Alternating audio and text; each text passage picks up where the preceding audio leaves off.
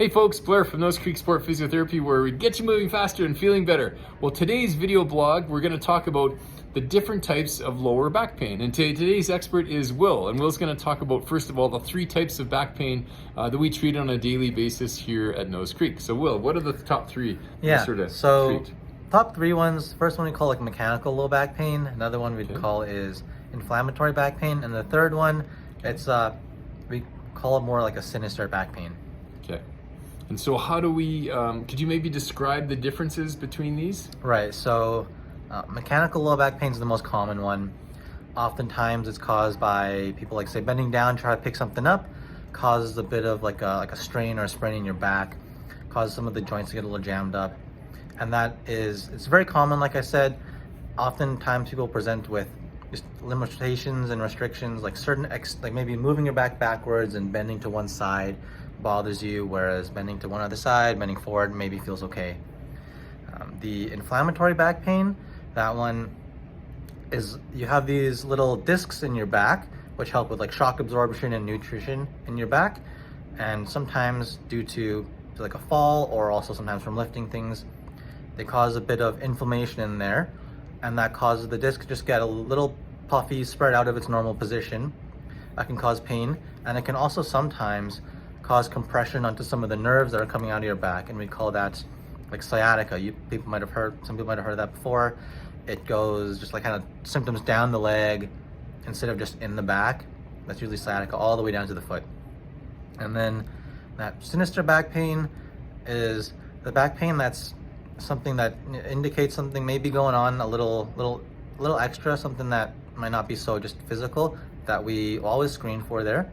We always ask questions regarding if they're just like this unrelenting pain at night all the time, changes to like your weight unexpectedly, or say just changes to how tired you're feeling in the day, just large changes to that as well. That just kind of indicates there might be other things medically going on too. In that case, we would refer people to the doctors for just some investigations before we would want to be able to treat that type of pain there. But there can be lots of different things that can cause pain. Yeah, that's great. That's why I like working closely with the GPs in our community. So that's great. And sciatica, boy, that's a tough one. That's a painful one. What tip can we give the folks at home there, Will, that give them something, like give them one thing to do as far as these different conditions? Right. With Sinister, I guess they would go back to the doctor, so that's how we'd manage that. But for the mechanical and the inflammatory pain, what would be one thing they could do at home they could try to maybe help themselves? For the mechanical one that we like to give to start off with is laying on your back and then hugging up both your knees towards your chest to give your back a bit of a stretch, basically, just to get things moving and loosened up.